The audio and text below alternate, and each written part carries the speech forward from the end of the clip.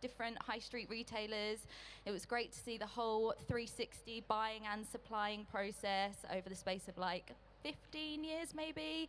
But in 2018, I packed it all in and started working for myself, and I now work with independent brands on their manufacturing, marketing and mindset. And I'm Lucy. I'm the founder of Sassy Digital, which is a e-commerce marketing, branding and design agency for small businesses. But I found myself kind of predominantly working with a lot of small independent fashion brands. And second to that, because I have two strings to my bow, in 2020 I decided to start my own e-commerce business called Partner in Wine, which is not a clothing brand, unfortunately, but as the name does suggest, it is to do with wine, which is maybe a little bit more interesting. So I created an insulated wine bottle that keeps wine cold for up to 24 hours and warm for up to 12, shaped like a wine bottle. And most importantly to all of you, I went viral and I've sold tens of thousands of units. My business is now stocked in Liberty London, Selfridges, Urban Outfitters, Oliver Bonus, all from marketing on social media. So I probably should have mentioned that this also has a QR code here. We're going to be playing lots of different, or sharing lots of different examples from different brands. I wonder if you might be in it, actually. Get to meet the real person. So if you want to scan the QR code, unfortunately, the slides don't actually play, but once you receive the link and you click the button through there, they will be able to play through your phone or through your desktop. So click through here and you'll receive those for free. Also, Therese, I know she's not here today, but she is a wholesale expert. So if anybody is looking for support with their wholesale, she is absolutely fantastic. So make sure you give her a follow as well.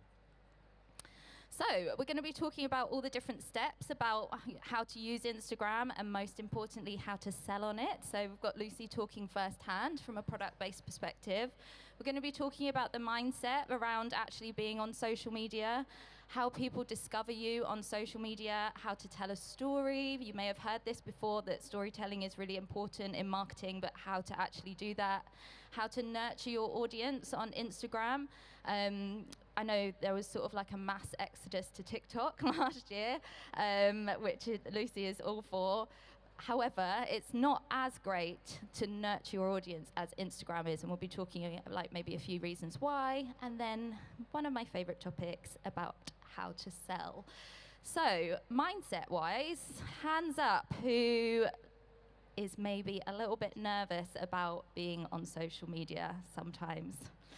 Some of you, yes, or talking on camera, or, you know, just putting yourself out there generally. It's not always the easiest thing to do. So, Lucy, what do you see as some common things that hold people back? Well, even if people aren't worried about being on social media, I find that a lot of people put together like an amazing post, you know, I don't know, you spent ages developing a reel, you've got the perfect caption, and then when it comes to actually pressing the button, you're like, what are people going to think? Yeah. So I think that's probably one of the main ones. Even though you're like, yes, I've got myself onto social media, but actually pressing that post button kind of comes with a lot of nerves and stress. Yeah, and I think that fear of what other people think is a huge reason to hold yourself back. And somebody framed it to me like this: you're not worried about what people think, you're worried about what you think other people think. And so it's all like a lot of projection. You know, what other people are thinking is actually none of your business in a way. It's also something that you're probably never going to really find out, because everyone's thoughts are, you know, each to their own. And so knowing why you're starting a brand, which I'm actually talking about a little bit later on today, is much more important. So, for example, what is your brand purpose? Why do you get out of bed in the morning and show up on social media? What's it all for? Yeah. I get out of bed in the morning. I really just enjoy the moment where I get a Shopify notification. Even now, you know, back in the day when I first started, getting that like one notification a day, I was like, yes, okay, I've posted something on stories and I know that someone has bought directly from posting on Instagram. That's great. How can we ramp this up? And so I create a lot of content. I maybe create, and don't get stressed by this because I'm an absolute lunatic, probably between 20 and 40 posts a week. And that's me talking to camera or creating some kind of video or something. So, but that has come from that kind of positive reinforcement that those notifications give me. And when I know that I'm getting results and I'm seeing results, that is what pushes me to create more content. I think that will give you the confidence if you are creating that content and you kind of know what your content pillars are, what your audience actually want. A lot of it is experimentation. You know, you have to reach a point where you get there and you know what you're kind of doing. But when you do get those notifications, you know that it has directly come from something that you have created. That is a huge motivation to keep going and to keep posting more. Yeah, and when you're thinking about the fact that you may have wanted to start this brand from a very early age, you know, it might be very close to your heart, and the thought of other people's potential thoughts stopping you from doing that and making that a success kind of seems a bit crazy. So It just does. go for it. And I was going to say, I think everyone has that thought from the beginning, like, what are other people going to think? And, you know, even your friends and family. My friends and family are hugely supportive. I don't know about you, but every time I post something, they're always sharing, liking, commenting. I mean, my mum texted me this morning. I was like, what are you doing? I was like, oh, I'm actually just about to randomly do a talk that I got called in for this morning. She was like, great, where can I watch it? And I was like, oh, you can't, sorry. But having that support of your friends and family, the only people I think in your head, maybe you're thinking about when you post something and you're worrying about it, are, I don't know, for example, me, it's like people I went to school with that I didn't like at school.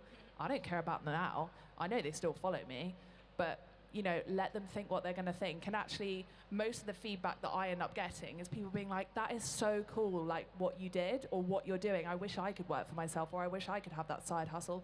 I wish I could, you know, develop a product. And when you start thinking about that, or thinking like that, I think actually it does help. The other people don't matter. We're here to give you the permission slip to keep going. And just assuming that people are interested in what it is that you've got to say. I hear this a lot from clients who say, surely no one's interested. My life is so boring. I've got nothing to share. I've got nothing of interest. But actually, I think it's like the most mundane things that tend to do really well. And think about who the people you love following, you know, and if they were the ones. Or I often use Beyonce as an analogy, or thinking about Rihanna from the Super Bowl last night. Like, she gave the performance of her lifetime because she knew that people were there to see her, like they want to see what's happening. And you don't think the reason people following you is because what they have seen so far they like. They have looked at what it is on your page, they have maybe flicked through your highlights, they have seen your product, and they've thought, yes, I'm going to follow that, I'm interested so far. And I think that is like a huge permission slip, again, from your audience to say, I want more. Whereas if you're holding yourself back, people don't follow people for the sake of it anymore. I think people are really cautious and careful about who they spend time watching online. And so knowing that people are following you, even if it's 10 people, I don't care. I want you to show up like Rihanna at the Super Bowl and just assume that people are interested. Yeah, 100%. When I launched Partner Wine, I had 300 followers, which doesn't seem like a lot compared to now, but when I launched, all 300 of those people were on my website. And I think if you think about it in your head, if there's 300 people in a room, you'd be like, oh, they're all watching me. But if they're all willing to buy from you because you kind of built up that audience in advance, I think that, you know, can help you a lot in terms of actually reaching those sales that you want to reach, but also in the mindset of not being bothered about, oh, I don't have that many followers, you know, I don't have 10,000 followers, I don't have 1,000 followers, no one's interested. People will be interested if they are following. Yeah, and I'm going to take a stab in the dark. I've been trying to count mentally here. I'd say there's between 100 and 200 people here. So if you've got between 100 and 200 followers, this is about how many people that you're speaking to. So please, please don't play it down. Please don't play the numbers down and think, oh, I don't have that many people. Because what you're doing is getting up and speaking to approximately this amount of people each day. And then lastly is just to be yourself. I think a lot of creatives identify themselves as introverts. Those two things often go hand in hand. And so to then sort of like throw yourself in front of a camera doesn't always come that naturally. But you don't have to start dancing, you don't have to lip sync, you don't have to do all of the things that you're potentially seeing other people do. There are ways of being able to show up on social media without having to necessarily even show your face. And actually this example here, when you see it on the slides, is a great example of that. And I know you do a lot of like voiceover videos, you know, sort of like vlogging your day and just talking over that video rather than speaking to camera. I also think a lot of people, when they're creating content and getting to the point where they're feeling more comfortable with sort of talking online, I think a lot of the time we tend to look at the creators that we like following, the businesses that we like following, and going, oh, this is what they're posting, so I should be posting that too. But actually, that can kind of inhibit you in ways, I think, from actually pressing that post button, because you know it doesn't feel authentic to you. So as Elizabeth said, just show up as yourself, talk about the things that you want to talk about, create the audience that you know will want to follow your stuff, because you won't feel forced later on down the line to create the content that you've started creating, even though it doesn't necessarily feel authentic, and then, you know, people will switch off from that. So kind of building from the start that those people that want to be in your community, see what products you're selling, etc. Yeah, I love that. So the next section, I would say, is around discovery. So kind of like, what is the purpose of being on Instagram? What is the purpose of the platform? For me, it's definitely to nurture my audience. Doing things like this, I would say, is sort of the top of my sales funnel. You know, meeting lots of new people, bringing you into my world, sharing things like memes. If you love a meme, you know, make sure you give me a follow. There's lots of fun stuff on there. But it's all about, you know, bringing new people in. Instagram, I think, is sort of like moving people through the customer journey, and with that takes time. So what would you say about the customer journey? You know, like how long would you say it often takes from somebody discovering your brand to then potentially buying from you? Oh, that's a really hard question. I feel like it totally depends. There's several different kinds of purchases, in my opinion. So, I mean, a lot of the things we'll see with clothing, for example, is impulse buying, and we all do it. You know, even this morning, I was looking through Instagram and I saw the ASOS advert come up, and I was like, oh, I like that. And then before I knew it, I was at checkout like, oh my gosh, what am I doing? So you have those impulsive buys, and then, you know, people can follow you. Well, maybe they're not even following you, but they can follow you, see what you have to offer, and they're like, do you know what? I'm looking for something like that. I'm just going to buy it straight away. And then you have people that are more like considered purchases. So I don't know whether, if you've got a swimwear brand, for example, that's more seasonal. So you'll probably find that if someone follows you in winter and they're not going on a winter holiday, they're going to be sticking around just to remind themselves that you exist. And then when it comes to summertime, that's when they're actually going to purchase. So from the moment that they follow you to that point that they purchase, they kind of need to go on that journey with you. And, you know, for example, if you are a seasonal brand, people will end up kind of following along, and you will have maybe a new collection launching before the summer, and actually they might prefer that to the stuff that you brought out before, or they want what's new, as we all do. So I think it kind of depends, but, you know, even after people have bought from you, if they've followed you, gone, right, that's what I want to buy, I'm going to buy it straight away, it's about following up with that. So, you know, whether that's using email automations or whatever, or then kind of nurturing those people on social media. You know, there's two different ways to kind of look at it, but as we've been saying before, it's all about kind of showing up every day, talking about what's new, talking about, you know, new products, development, etc., and just being yourself. And I think eventually you'll get to that point. Yeah, I mean, what we're talking about today is basically content marketing. So if you're seeing it and looking at this thinking, why Instagram? Instagram's a free platform to show up on and create content. I think people often, you might hear it in courses online, or, you know, Instagram gurus saying you need to go out and find your customer, but that feels like such like an elusive task that you don't know how to do, or it just, you end up pushing it to the bottom of your to-do list.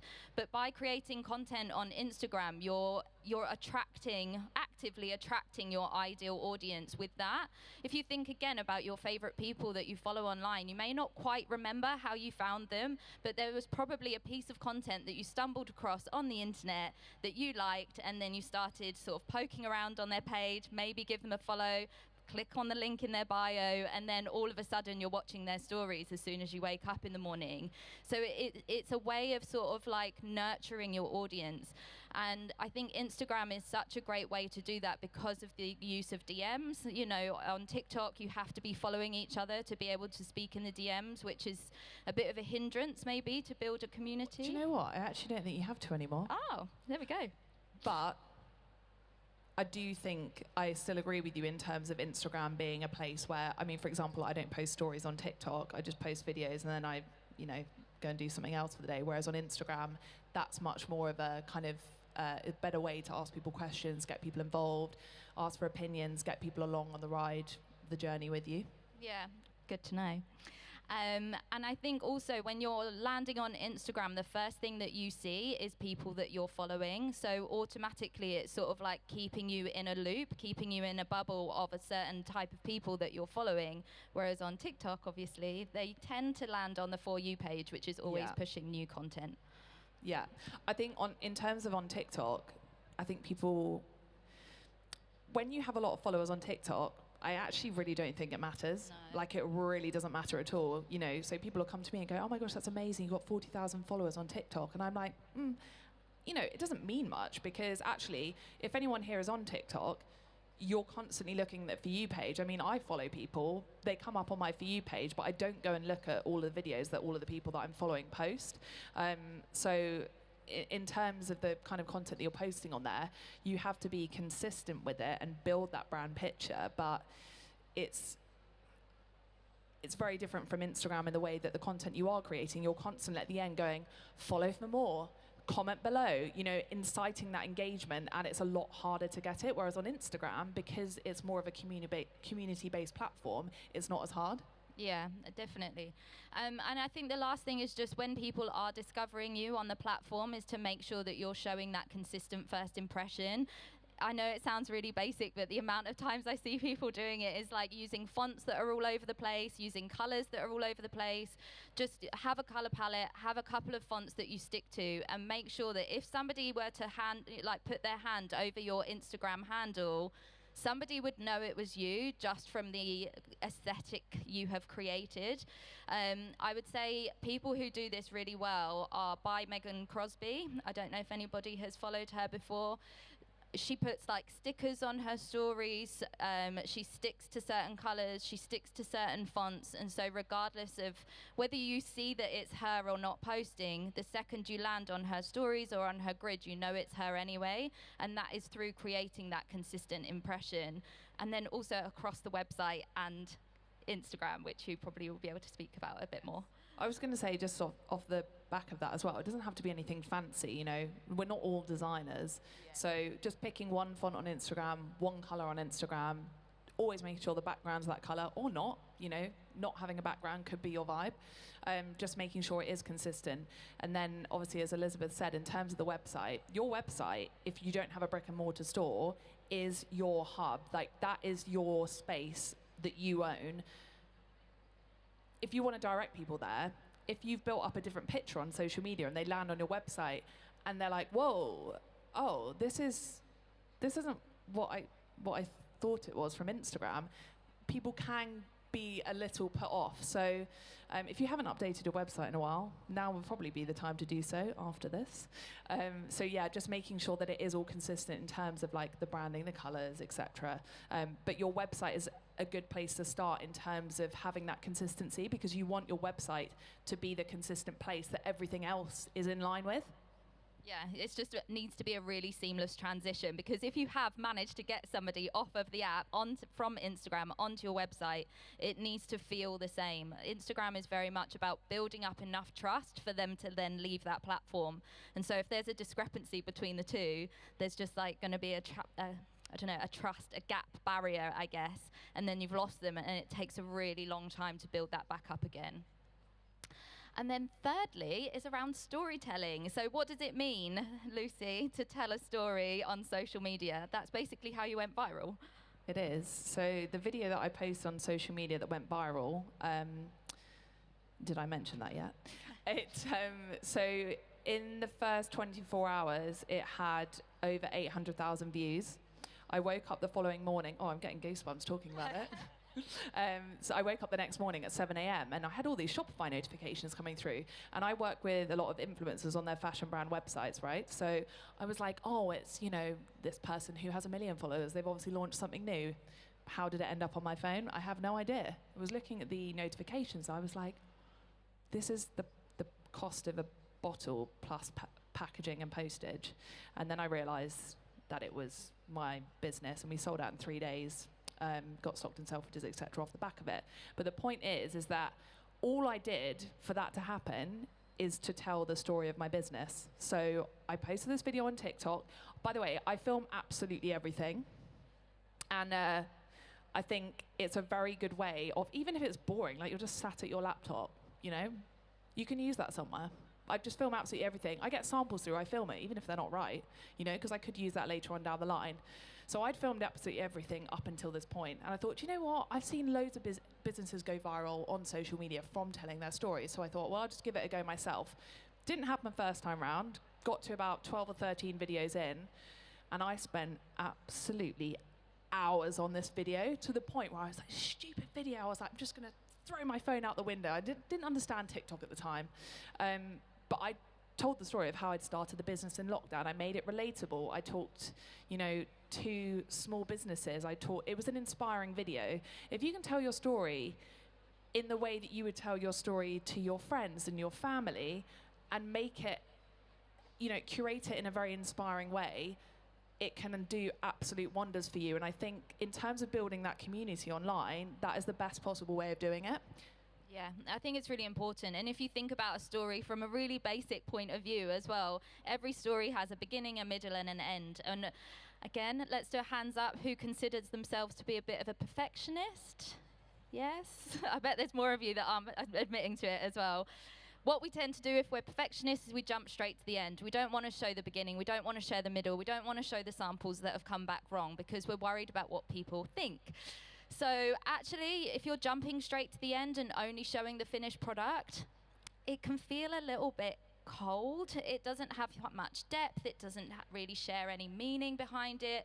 But by talking about, say, for example, this dress that I'm wearing, talking about the fabric. Why did you choose the fabric? Where did the print come from? Why did you get inspired by that shape? Maybe you saw something when you were out today that inspired a thought, or something that you saw, and then you got it created, you got it sketched, you got it designed, you got it refitted, you got it fitted again, and then the fabric wasn't right, and so you did it again. You wanted to add buttons, you changed a zip. Like, there is so much that goes into creating a product, as I'm sure all of you know. That is all content, and all of that is going to be building people up, warming people up in order to buy. So really notice where people are telling the beginning and the middle and the end of a story, rather than just jumping to the last page. I think you also make life a lot harder for yourself if you go, here's my product, how perfect is it? It's $10.99, buy it now. It's not really kind of giving anyone any context, whereas, if you're showing off and you're telling all these stories, it tells a story, first of all, about the quality. If you're going, oh, I had to sample it 3, 4, 5, 6, 7, 8 times, and I had to change this, that, and the other, and people going, oh, do you know what? They actually really care about this product versus, a fast fashion product which potentially hasn't gone through those same processes. Yeah, and like I just said here, it adds value. I read an article, actually it was about a bottle of wine, and they said, here is a bottle of wine, it comes from Italy, and that's all there was for this one. And then there was another one, again, it came from Italy, but it was made by the Antonucci family in Sicily, and it came from the mountains, and the father had passed down the recipe to their son, and then they got married, and it was the wedding, their wine that they had at the wedding, and then it all took off from there because there was a buyer at the wedding, and they sent it into a department store. Anyway, it had this huge long story on the back of it. Then they asked people to say which one they would pay more for, and people actually, the average price came out at double with the one that had the story versus the one that didn't. And it's just a really simple, basic, real life example of something where you're showing how to add value to your product, especially if you don't have a bricks and mortar store. People can't touch it, they can't see it, they can't smell it, they can't try it on. And so what you've got to do is try and evoke that emotion in a different way. And so if you are getting comments about how much, I'll never pay that, you can get it cheaper in Primark, like the way to avoid that is by telling the story. Yeah, I mean, or they're not your customer. There's Lucy. Oh, there we go. I I knew you made it in there. So, I mean, I'm going to hand this one over to you about nurturing your audience and building know, like, and trust from not only talking about your product, but around your product as well. Okay, this is going to sound a little bit controversial, but I don't really talk about my product anymore. And the reason for that is because I'm trying to build a community of wine drinkers, which there is a vast majority of. I'm sure a lot of you drink wine here. And so a lot of the stuff that I do is surrounding wine education and trying to not, dumb it down. I mean, dumb it down for myself as well, because when I first started this business, I didn't really have any idea about anything to do with wine. So I went and did my WSET level 2, still learning. And, there's so much to learn about it, but I want to share that knowledge with other people. If people come to my page and go, she's talking about a Taittinger dupe, which was pre-Christmas, I did a series on champagne dupes, which made my following go up by 10,000. The likelihood is that when I start posting about my product again, nearer to the summer, people are like, oh, I didn't know she did that. That's a good idea. I like wine. I'm already following. I am therefore going to buy the product. So it's kind of about finding that community, nurturing them, and then off the back of that, knowing that they will at some point buy from you. Yeah, and I'm going to put you on the spot a tiny bit. Ooh. If you could think of an example of how to do that for fashion. Oh, yes. I think it comes back down to your core values, right? So for this, my core values for Partner in Wine are, as well as the product side of things, wine education. That is one of my core things, missions that I am about. If you're a sustainable fashion brand, that may be one of your core missions, is to, curate smaller collections that are not fast fashion, for example. So educating people, and I know a lot of, smaller sustainable fashion brands do this, educate around, fashion consumption, fast fashion consumption, what their fabrics are actually made from, and, trying to do it well. A lot of people end up talking about that quite a significant amount, because you're going to attract the right kind of people to your page if they're on the Discover page. So, you might be talking about how a fabric that you're using in your fashion brand is made by people collecting fishing nets from the bottom of the ocean, and you're telling the story about how they actually collect those fishing nets, and then what actually ends up happening to the fabric, and where it's distributed to, not only to do with your business, but just generally speaking. If that's your mission, it should kind of go wider than your business. So creating content like that, not with the sole purpose of selling a product, can obviously draw the right people in. And then eventually when they see a video from you going, here is now one of the swimsuits that I've made from this fabric, people go, oh, I remember that, because they were talking about the fishing nets that were collected from the bottom of the ocean. And actually I really like that design, and it kind of speaks to me now that I feel like I feel related now to this fashion brand, because I feel passionate about sustainability. That's how you do it. Is that a good enough answer? Yeah. Well done. You could also talk about how to clear out your wardrobe, why fast fashion is so bad for the planet, or the differences between ethical and sustainable fashion. Just think about what you would be interested in chatting about with your mates down the pub around the world of fashion, and don't be afraid to create content around that. So like Lucy said, you don't have to talk about the product all the time. I think that is kind of where people get stuck. And think, how am I meant to talk about this over and over and over again? I've only got 5 products in my collection. It's going to get really boring. Yeah, it probably is going to get a little bit boring, which is why you need to talk around the product as well as about the product as well. And then lastly, it's about how to sell. I mean, so many people are nervous around selling. It just feels really gross. It feels sleazy. It feels embarrassing. It feels gross. It feels all of the things. And the reason being, I think, is because we were literally like brought up on films like Pretty Woman with the horrible sales assistant, or Wolf of Wall Street, who's just like the devil reincarnated, or, you know, the dad in Matilda, which is always trying to get one over on somebody.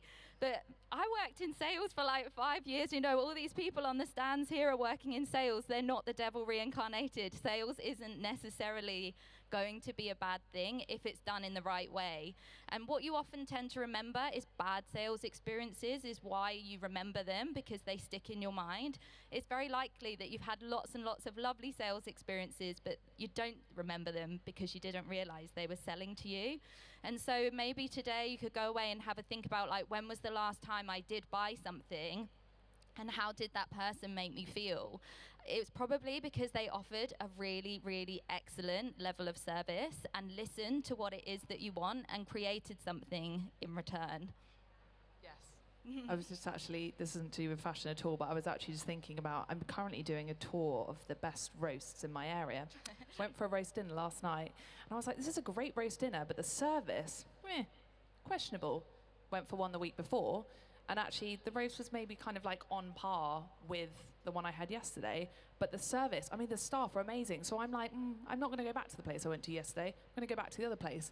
And it's how it makes you feel, and that that's relatable to all businesses. How did that company make you feel when you kind of bought with them, or, you know, when you're nurturing your customers, how are you making them feel? Yeah, and if you're less... what I see often as well, I have so many examples up my sleeve because I've worked with so many different brands, but what I hear from my clients a lot is, why do people keep asking me this? It's on the website. Can't people read? You know, and there is just like frustration, like bubbling up inside of them. I've put it on the website. I don't know how much clearer I can make it. And it's because it's not clear. That is the answer. If people keep asking you the same question over and over and over again, create content to answer that. There is a really, really cool knitwear brand called Hope Macaulay, and it's all chunky handmade knitwear in Ireland. You will have definitely seen it. And if you go on her About page, her frequently asked question is, can I wear it with jewelry? Because it is so chunky. If you have a sparkly ring on, you put it through, it might tear the knitwear. And so what she did was she made this like 5 or 10 minute video about her trying on different pieces of jewelry and putting her arm through the sleeve of the knitwear to show people what kind of different jewelry you can wear with that. And so rather than getting frustrated at it, you know, she actually answered it with video, and rather than tell people in text, because not everybody reads everything on a website, you know, I'd say it's pretty 50-50 between people who read things and people who see things. I know I need to see something in order to understand it. I get really like overwhelmed or bombarded with text. It might be written all over your website. I'm not reading it. I'm not interested. Like, I want to see a video. Show me in like video form the answer to my question, and then I'll stop asking it. But definitely take a look, because she actually linked her video on Instagram through her About page or her FAQ page. So I thought it was a really good example. And lastly, patience. It takes time. Like, when you post something online, it's about nurturing people through the stages. And, you know, to use another maybe non-fashion example is Domino's Pizza. If anybody follows me, you may have heard me talk about Domino's Pizza before. But, you know, you're watching Love Island at 9 p.m. on an ITV2, you see an advert for Domino's Pizza, you get a flyer through the letterbox, you get a text on 2 for Tuesday, you see a man dressed as Superman on the roundabout, you see the delivery motorbikes, you see it on Deliveroo, it's everywhere. But Domino's aren't expecting you to buy a pizza the second that flyer comes through your letterbox. They know they're trying to make it as easy as possible, or have as many touch points as possible, so that maybe in 3 Fridays' time, when it's your partner's birthday and you decide to get a Domino's pizza, that they're going to be the first people at the forefront of your mind, because they did not let them forget about, or they didn't let you forget about them. And that's really like the point of all of this, is not to let your customer forget about you. You might post something on one day, but if you don't post again until 3 months later, when it is that person's birthday or it is time to go on holiday, you're going to be long gone. Like, you're going to be a distant memory. And so you have to keep showing up, to keep pushing people through that customer journey, and you'll be the person that people remember when they go on holiday. Yeah, I was going to say also, just on that note, I think a lot of people tend not to, going back to the whole scared of posting on social media thing, don't worry about being annoying. Because if they're going to leave your page, they were going to leave anyway, and we don't want them there. So you're better off kind of showing up as much as you can, rather than, I actually saw someone's post yesterday who I follow, hadn't seen them post in months and months, popped up, posted a picture, selfie, and said, sorry, I've not been online, I've been doing something else, and that was pretty much it. And I was like, oh, do you know what? I'm actually going to unfollow, because you're not posting anything of value. Sorry, this is savage, but we all do it. And it's the same with everyone. If you're not giving people a reason to follow, if you do end up popping up and going, I've launched a new collection, and you've not kind of laid the groundwork for that, people are going to go, no offense, I don't really care about that, so boop, goodbye.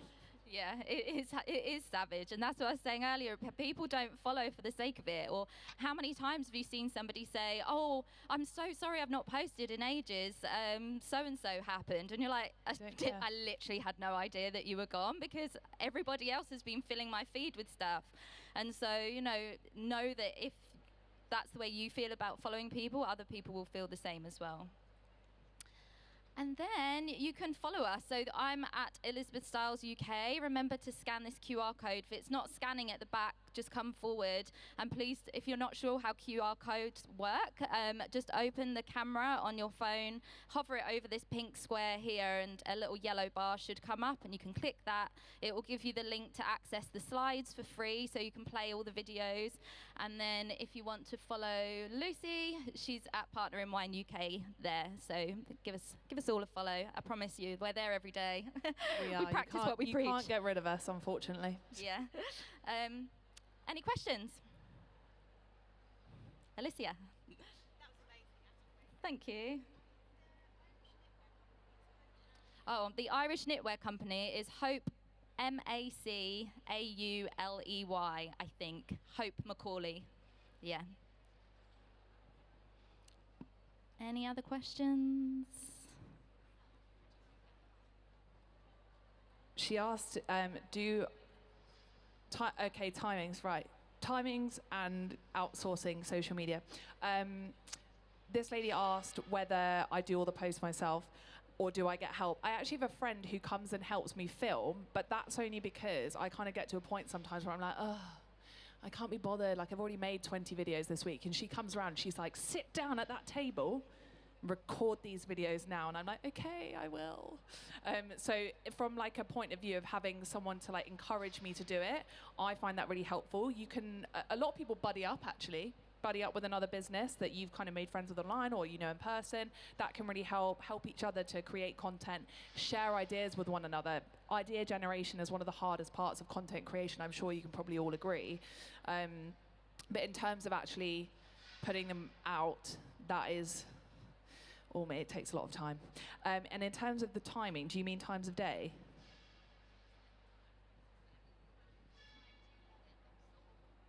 Oh, yeah. I'd probably say... Okay, sorry. The question was, how much time in the week do you spend creating content for social media? Between an hour and 2 each day, maybe. Yeah. But I would say, I'd caveat that is because I expect social media to be the #1 traffic driver to my website. If you are actively working with a PR company that is driving traffic to your website, or you're doing things like this, it doesn't need to be that. But I would say spending 1 hour a day to drive traffic to your website would be like a reasonable amount of time. For me, that is social media, but I'm not saying it has to be social media. It has to be something that you're doing every day to tell people about what it is that you're doing, because if you're not doing it, you will very, very quickly end up with an expensive hobby. Yes. I also think what you put in, you get out, and it might not feel like that at first. But the more time you do spend on it, the more you will kind of reap the rewards, because you'll get to know what your customers like and what they don't like. And then you know roughly how much effort and time you need to put into that. You know, if you have a viral video, you might not need to post much for a week because you're still kind of riding off the back of that. Whereas if you're not, you know, you're having to put a lot more time into it. Yeah, I'd also say, like, I don't know if this is completely accurate, but we're going to go for it, is an aeroplane takes more than 50% of its fuel to take off, and the rest of the fuel carries them through the journey. And I think if you're here, I'm imagining you might be like quite early on in your journey, and so Lucy said, it can take time. It can feel like your efforts aren't being paid off, but I promise you, if you stick with it, social media, what you get in is what you get out. Or somebody said, like a fridge. A fridge is what you get in is what you get out. And so just really think about that with social media as well. Like, it will take a huge amount of effort to build that momentum to get it off the ground, but I promise you it can really pay off if you stick with it. Yeah, I also think the moment that you think in your head, oh, I'm going to give up now, this has been like 6 months and I'm still not getting anywhere, that will be the moment that things will happen for you. I had a client of mine, I don't like to run people's social media for them because I don't agree that nowadays that's really the way to do it. But I do work with a lady who kind of gets in front of the camera and we do it that way. 6 months passed and I'm like, all right, God, we're really not making any sales here. This is kind of quite tragic. Posts a video, goes viral, sales through the roof. And ever since then, it's just been consistent, you know? So don't be disheartened if things aren't working out for you straight away, even after 6 months. It really, really does take time. Yeah, and I would also say I've got a free 5-day challenge coming up. It starts a week today, Monday the 20th of February. It's exactly like this. It's called Let's Get Visible, and I'm hoping you're all singing the song in your head about Let's Get Physical, so it sticks in your mind. It's completely free. You can join via the link in my bio on Instagram. I would love to see you there. It's all about helping you get more consistent, more confident on social media. There is over like 250 people that have joined already, lots of other small businesses, so it's a great way for you to network, meet other people, and actually start posting and feel confident, like you can actually show up consistently online. So thank you very much. And if you want to stick around, I'm actually doing another talk after this about how to start your online brand from more of like a manufacturing perspective. So hopefully I'll see you there. Thank you.